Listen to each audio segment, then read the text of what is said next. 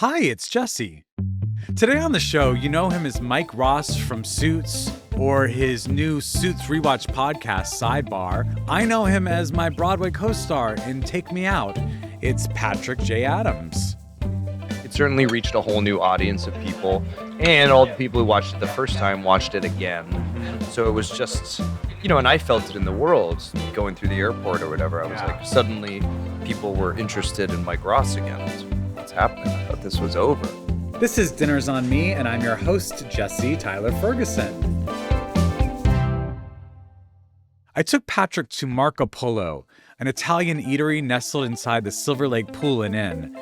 It was the day after the Dodgers won the World Series, and this was the perfect way to celebrate. The sunny poolside patio spills into a gorgeous dining area that is so bright and airy, you feel like you've stepped into a European vacation without ever leaving the city. The menu leans Italian, but with a California twist. In short, that means there's something for everyone, from handmade pasta to prawns to fried chicken sandwiches. And as you'll hear from Patrick and me, they have delicious non-alcoholic spritzes as well. Something that's surprisingly hard to nail, but I don't know. This one was a home run. Get it? See, World Series, Take Me Out, baseball, home run. Oh, okay, whatever. Right, let's just get to the conversation. How are you? I'm really good. This has been our fourth attempt. I had COVID. You had COVID. The last time. Which I think was, not kind of you too. Well, first of all, let's go back. I guilted you into doing this for so long. And then when I had Zachary Quinto, he was a mutual friend of both of ours. I had him on. Yes. The guilt, you doubled down on the guilt. After I had him I think on. I made you feel more guilty after Jesse. Well, he was one of my very first guests. Right. Yeah. Because, look, he is a compelling human being, and he should be your first guest. But because we had just done the play, I was like, okay, now you're dead to me. And then you had Zach Quinto on, and you doubled down. And then you asked me to do it, and I was like, oh, no, it's a joke. You shouldn't put me on this. I don't have anything to say. Yeah. But then, do you want to know what? What? You can hold this over my head. Zach Quinto actually came on for a second time.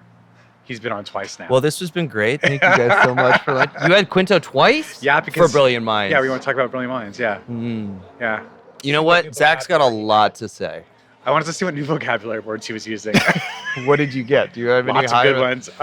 I've been catching his press tour on Brilliant Minds. Yeah. He is a very good speaker. He's so a great compelling. speaker. I don't know how he does it, but he just pulls out. I know. Whoa. But you said that you were upset that I invited Jesse Williams to the Dodger game. Oh, yes. And not you. Was that a World Series game? The first game of the World Series. Yes. So we did a play about baseball. That's right. I don't know if you remember that. I vaguely remember you. And it was a big part of our lives and really the foundation of our friendship, of our undying love for one another. And then you went to the World Series recently, first game. Yeah. With Jesse. Who played the star player of the play. I don't know why we have to throw the word star around so frequently. And I don't recall getting an invitation, and I just saw it on a text chain. Wait. On our baseball text chain. Yeah, we have a cast threw up the photo. Chain. But I see you way more than I see Jesse. That's the thing.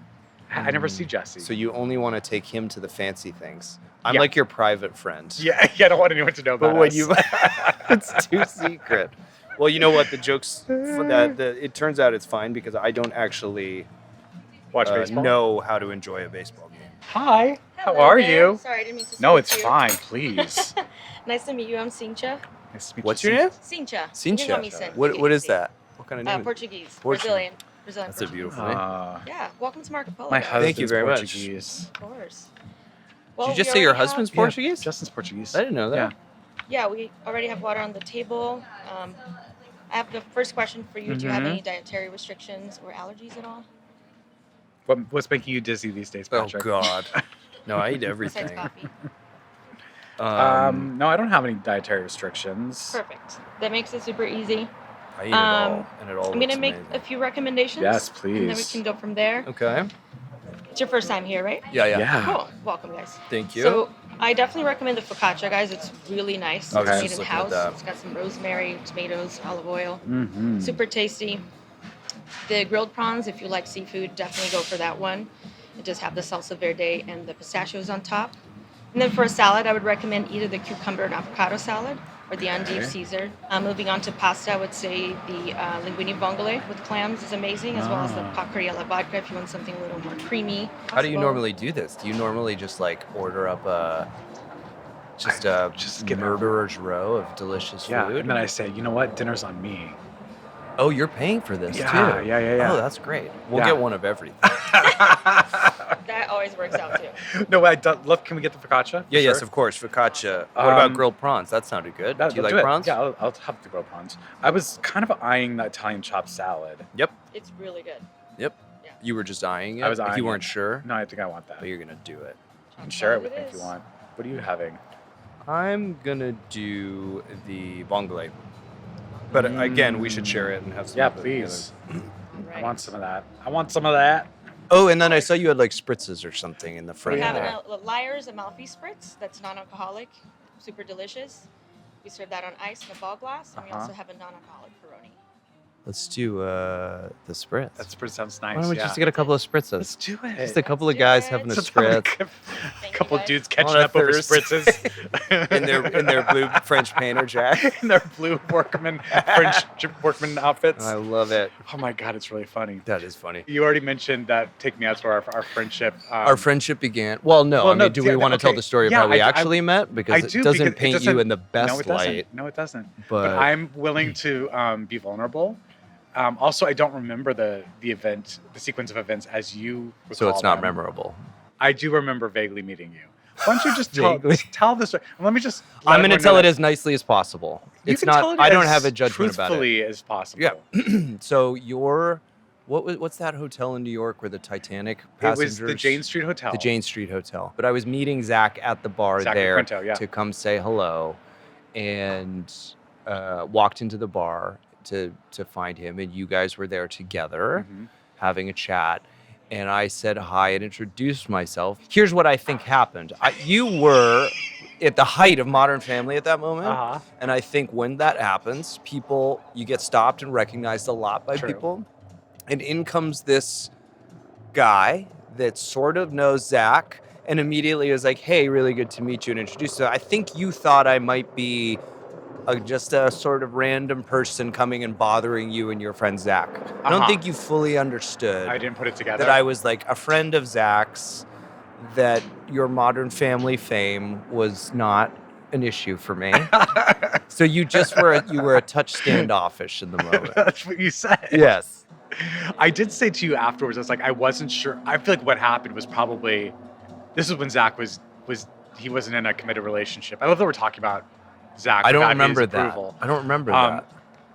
I feel like Zach was not in a committed relationship, and I was meeting a lot of guys he was sort of Oh, dating. you thought maybe this and I thought somebody maybe this Zach's was like his dating. most recent fling, and I was like, I'm not going to get to know you too well until like I'm I honored know that he's in you love with would you. cast me in that role. Yeah, you know, because of course. Zach, he's got a lot of beautiful men. And Yeah, he he does. has in his time had a lot of beautiful men. It's like, But was this when had Suits already started at this point? I think so. Yes. Okay. Yes. All right. I don't remember like the exact. I just timeline, know but that I when- remember I was like, well, that guy doesn't like me. And when I found out we were gonna do the play together, I went, uh-oh, he doesn't like me. And when I told you this story for the first time, It was in rehearsal. you were mortified. Mortified. Yes. You don't want to be told that like Yes. someone had a bad experience. Of with you. course not. But I never took it personally. Just that's what I was gonna say. Although I give you a lot of crap for it, I always was like, no, it's a weird thing when someone shows up out of nowhere and interrupts your drink with your friend. So Yeah. it's okay. We let it go. Well, let we it go. became extremely close in that process. Oh my God, this looks like a full-on Aperol spritz. It's It feels like beautiful. An Amalfi. An Amalfi spritz. Thank you so You're much. very welcome. We do. We should do this on Vegas. Let's take this on the road. Thank Cheers, you so enjoy. much. Cheers. Thanks. We do we look like a very fashionable gay couple on Cheers. vacation in the Amalfi Cheers. Coast. Oh no, my straw. Ciao. Ciao, ciao, Ciao, Bella. Bella. Oh, that's very good. What episode are we on right now? Oh God, like 75 or something. It feels like it's 70. What's it like being on the 75th episode of your podcast? I'm just starting a podcast. I know. So what's it? I feel like I've gotten more relaxed into it. You've chill now. Yeah. I mean, I know you probably can relate to this, but I had, because we've talked about this, I have terrible, terrible imposter syndrome, and I just felt like when we were, Funny to me. Because I always talk about how nervous I am about everything, Yeah. which is essentially imposter syndrome. I just do a better job of hiding it. You're very vocal Whoa. and very open. No, I mean you're communicative. Yes, I talk about You it. talk about it, which Yeah. is great. I I think have it's to. healthy. It's the only way I can. You have to get it out Yeah. because I'm not. But good at you it. don't have it anymore I do still have it. I have it around this. because this was new. This was new, but it's eased up. But Do you but have I it ever had at work anymore? Going onto a set or going to I had it rehearsal during Take Me Out. because that part was Because so that part was famous. That part was, in my mind, famously played by an actor who won a Tony Award for it, whose performance I vividly remembered. But I was always like, oh, he's got it figured out. I'll just do what he does.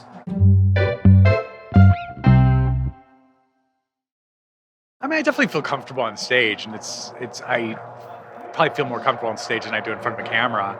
But I still feel like each job brings its own set of neuroses. Like I just.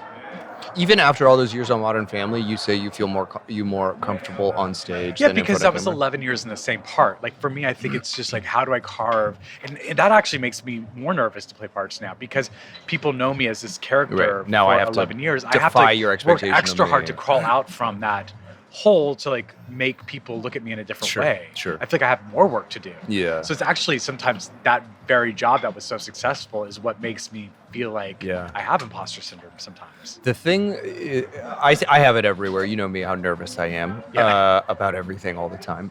And I'm on a new job right now, and I'm nervous every day.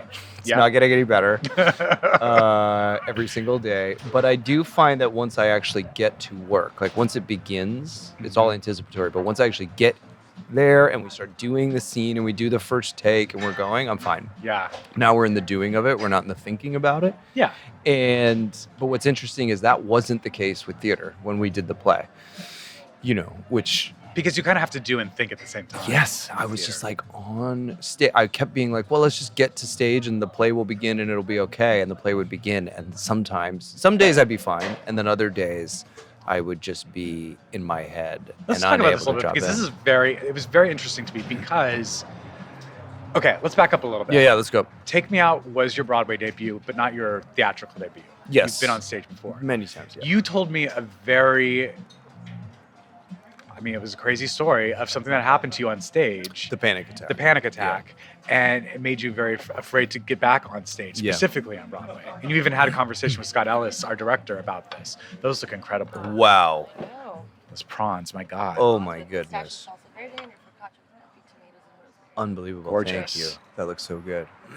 Wait, you know what? I have to pee so bad. Can Will we you all just- come? Yeah, come on. Let's get the mics. Let's take this Let's into the go. restroom. Will you sort of go back Sure. and tell that Tell the story, story of being nervous on stage. of having your worst moment ever on stage? Will you tell the worst story of your life? Yeah. Yes. The not the longest version of it, because who needs to hear that? But I did a play with Troian, Your wife. my wife, down at the Old Globe in San Diego. It was in between seasons of Suits when I was in that period of shooting a big fancy TV show where you're like, I need to do something that makes me feel creative and excited in between. We went down to the Old Globe to do a play together. It was a new play, which I think as we were rehearsing it,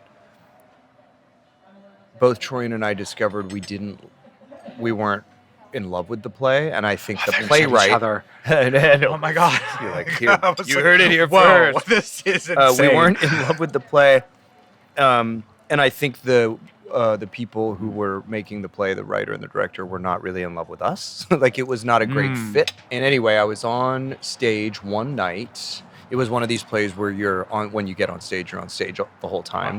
No one leaves. Or the two men, me and the other guy, didn't leave. I went out for the first part of the play. I went to open my mouth and I forgot the line for a second, which happens to all of us, go up on the line. But for some reason on that night, didn't sleep well the night before, whatever it was, I had a panic attack. The idea that I could forget the line flooded my body. And I suddenly was like, it was one of these out-of-body experiences where I was suddenly seeing myself through the eyeballs of everybody in the theater. I didn't understand where I was. I didn't know how to move. I didn't know how to speak. And I'm in the middle of a play.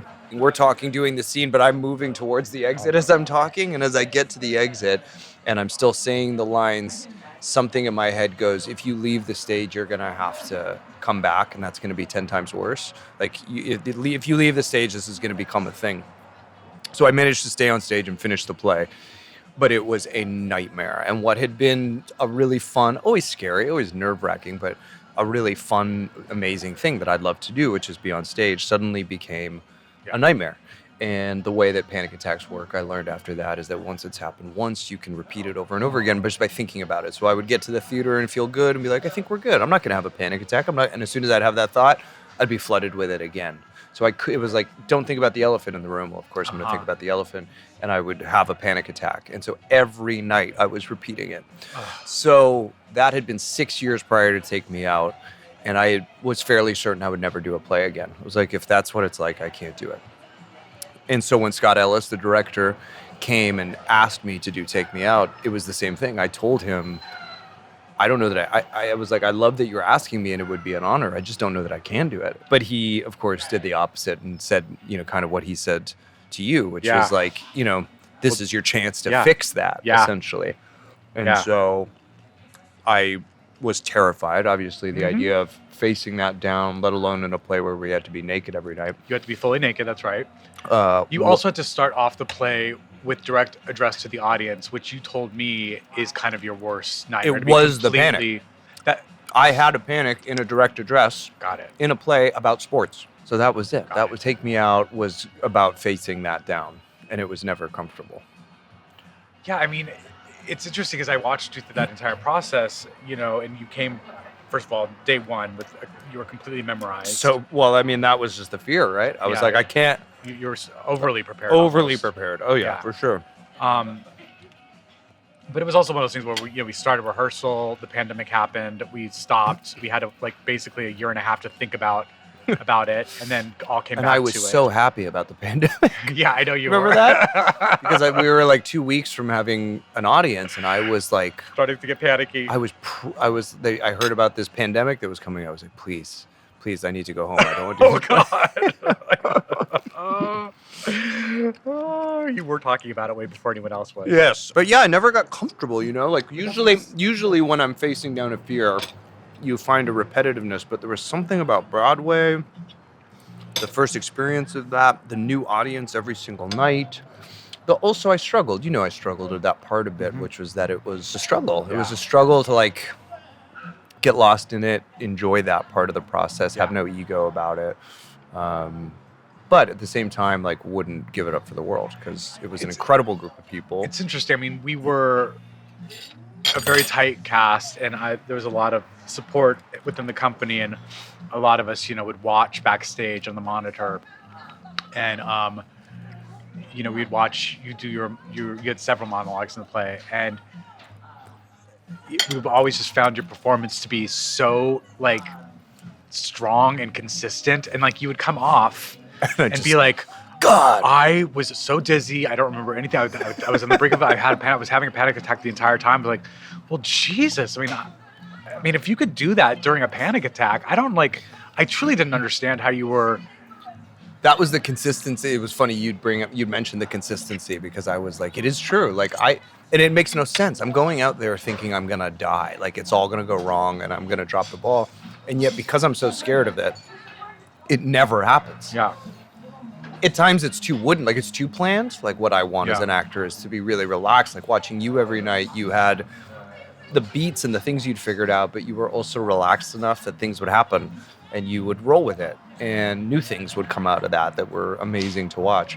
My fear would keep me consistent, but it would also keep me sometimes from relaxing enough to just let something happen and go with it.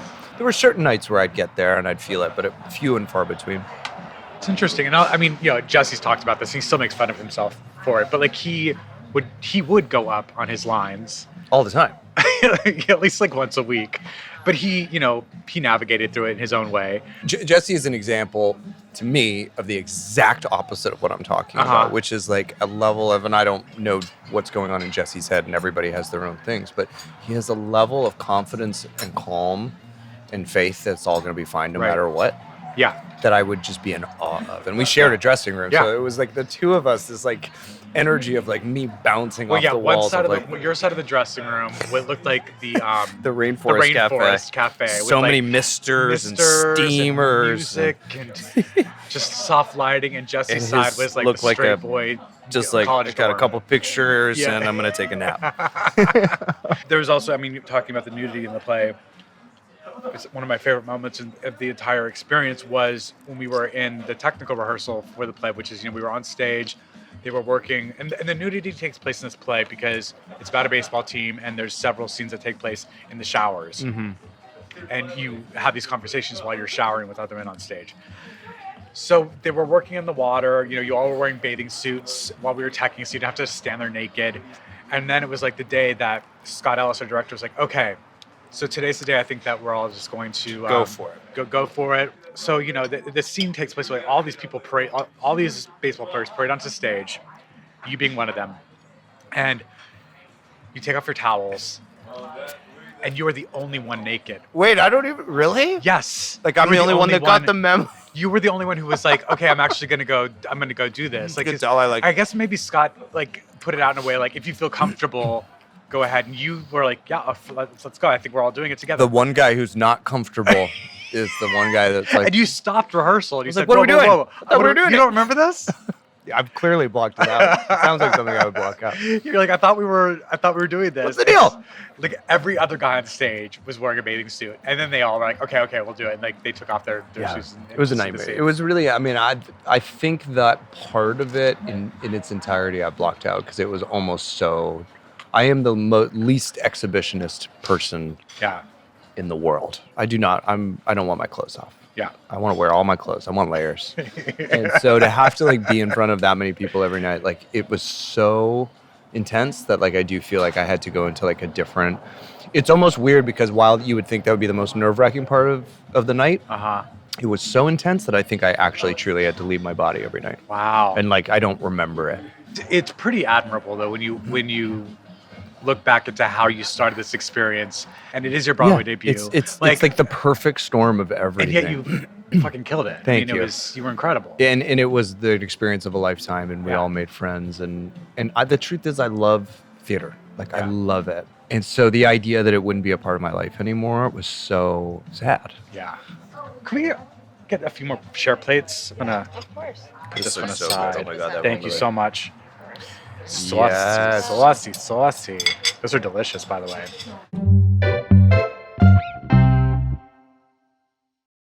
First of all, we're on the same page for something. What?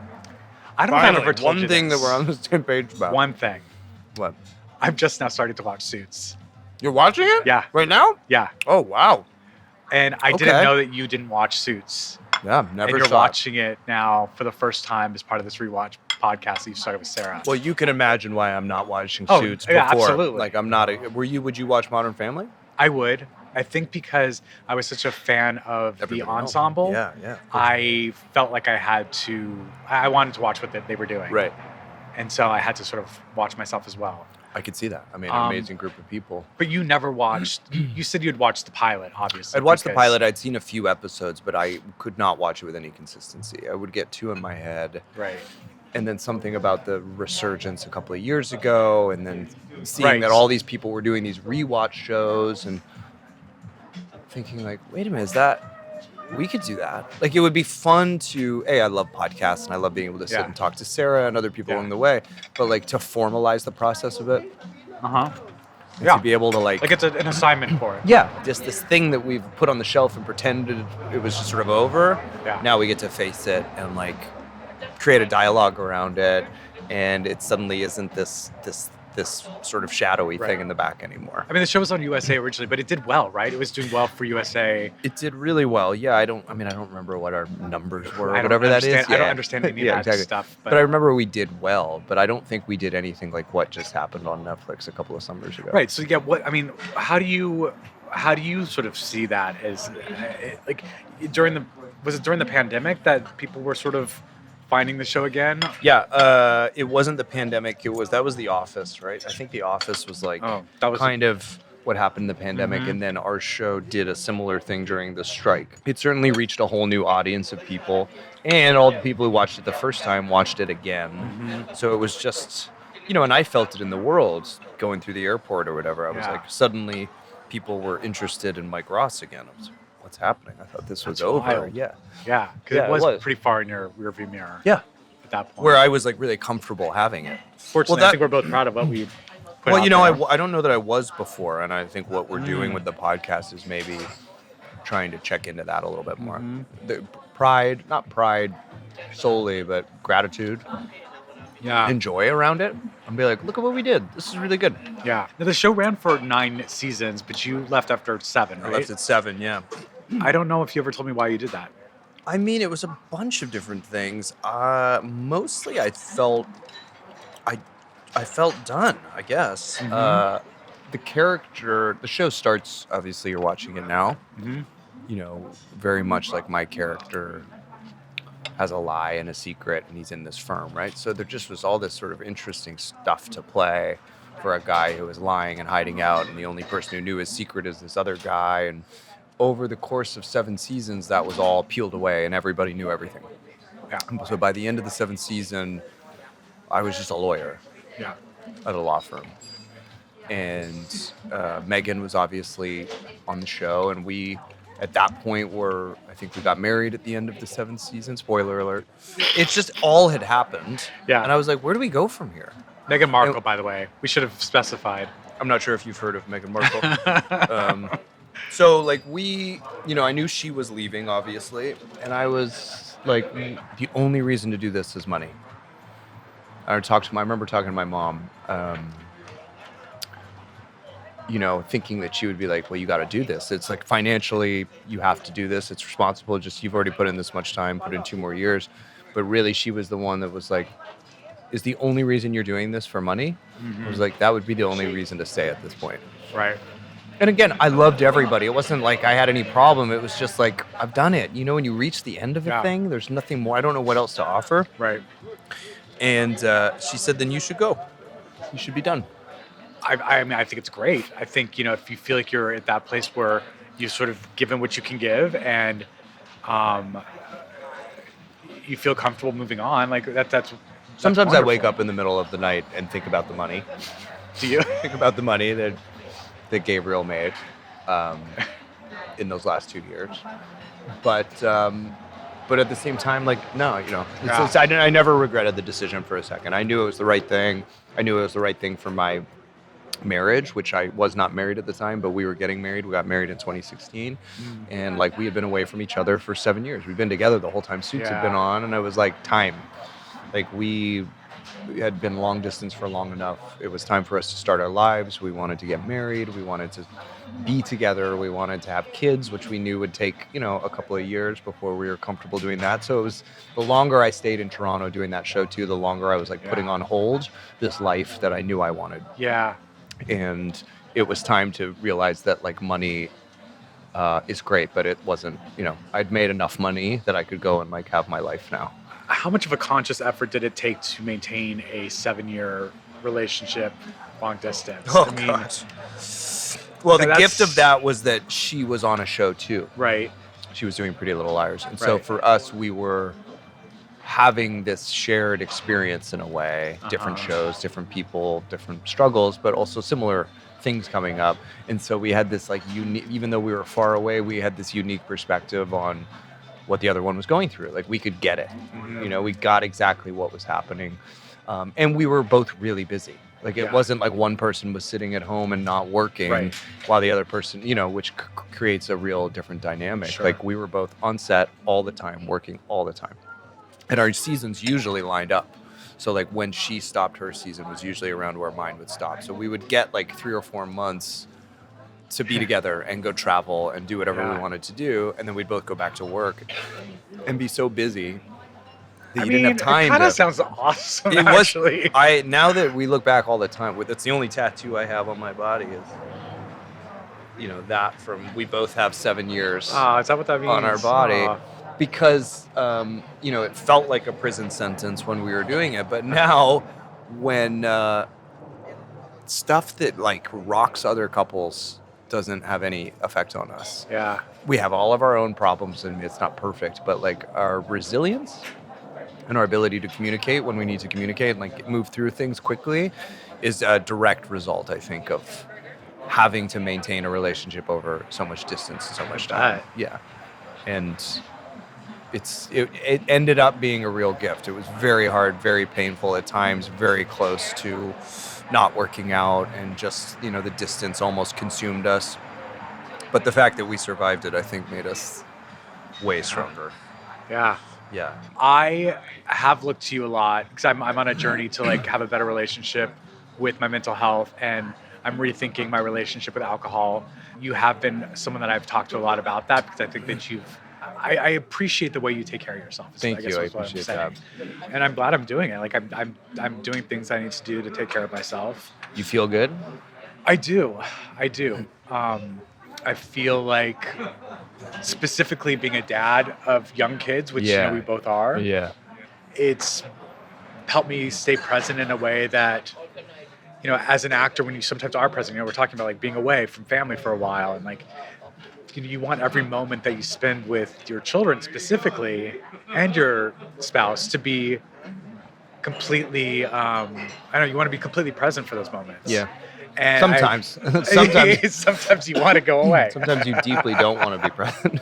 But yes, But, the hope is that you want to be as present as possible. That's right. For me, it's definitely refocused my, I guess, ability to be present in the moment with them, which I think has been important for me. Everything you said is exactly kind of what happened to me too. And I guess off of our Suits conversation, the other thing that wasn't mentioned was I wasn't taking good care of my mental health, and I was drinking too much come the end of 7th season. Like, I was in a zone of living a pretty unexamined life. It was pretty miserable. Was, I would say, pretty depressed, and I didn't have the tools to deal with that depression beyond just spending money and drinking too much, and not really knowing how to talk about it, or in therapy sort of, but not really doing it. You know what I mean? Like, there are all these things that I knew I needed to probably be doing and I wasn't doing. And so that was another big part, in addition to everything that we were talking about, was like, it's time to go home. It's time to go home and like do some work and change some things up, especially if I was going to get married and have kids. Now, I went home and didn't do a lot of that work right away. Right. Took a few years. But for the same reasons you just described, had a baby, and was seeing that I was still trying to live my life as a 25-year-old and doing my patterns of like how I would numb myself and take care of myself and deal with my insecurity and my fears, and they just weren't working, and they were taking a toll on my relationship for sure, but also just making me like a very not present father. And that for me was a breaking point when I was like, I think I should stop drinking probably, because I don't want to be that dad. I was missing it. But the best thing I think I ever did for myself was stop drinking. It just needed to happen in order for all these other things to happen. There was really no way I was going to take my mental health seriously, take my physical health seriously, work on my marriage, work on my friendships, deal with my fears and my anxiety. I just couldn't have done any of it if alcohol was still in the picture. When we first started Take Me Out, in the hiatus that we were, when we all shut down for COVID, and we were not in rehearsal, is when you made a lot of changes in your life. Yeah, that's when I stopped drinking. And when we came back to the play, a lot of those vices that you had to manage your anxiety were not accessible to you. What was that like? Because we spoke so much about how hard it was for you to get back on stage, and and the culture around doing theater you go out with your cast after the show and you Yeah. celebrate, and you have friends who come to the show and you go get drinks and like that. I mean, that's what I would do. I've been a theater actor since I was, a young kid, and that's like that's what you do. That's what you do. That's what you look forward to. Yeah, truly. And I think for good reason that it actually unwinds you. You've just Yeah. come off this really ecstatic, crazy, wired thing, Yeah. and getting a couple of drinks actually does physically allow you to calm down. Yeah. Yeah. Yeah, because And I couldn't do it. adrenaline doesn't actually leave your body until like 3 a.m. anyways, when you get exactly. off stage. Yeah, that was hard. Yeah. That was hard. But again, it was like at that point I was so dialed into like this, maybe it was a bit of like suffering is how you grow. Mm-hmm. So there was a bit of a like, yeah, this sucks. And but even more clear because I want it so bad Yeah. that I'm doing the right thing Yeah.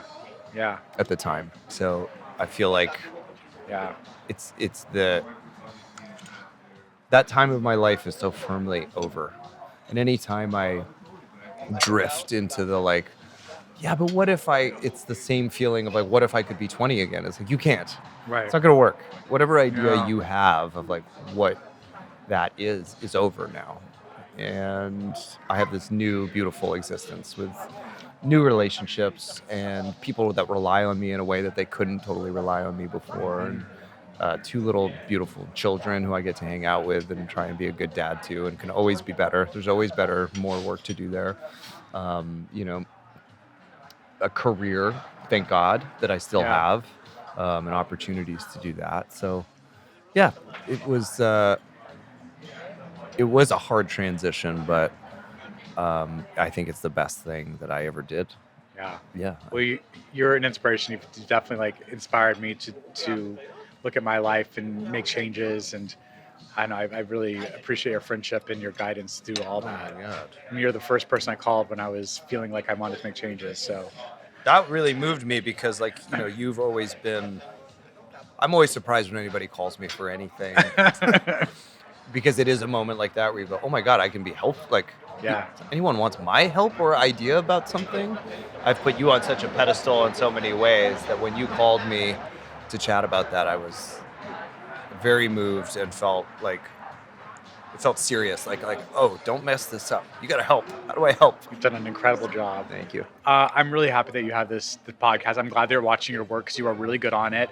I'm also excited that this podcast exists because I am watching the show, and I'm kind of love that there's a companion podcast that I can listen to. I have watched your show, dissect. so I'm glad now But also, you're watching. we didn't know each other. We weren't. Yeah, I wasn't watching it for you. I obviously had no idea who you No, were. in fact, you were the worst part of it. I had to fast forward through your stuff. No, I loved it. Thanks for doing this. Thanks for having me. I'm glad it finally worked out. Glad you're healthy enough. You're in town. Here. You're willing. I'm You have planning not something to get interesting COVID to again talk for about? another 2 weeks, Good. 3 weeks. Good. Yeah. Good. Why do I get so sick? You get sick all the. You're like the tiniest little baby bird. But I'm not. I'm strong. I'm made of strong stuff. I had to feed you your meal with a baby dropper.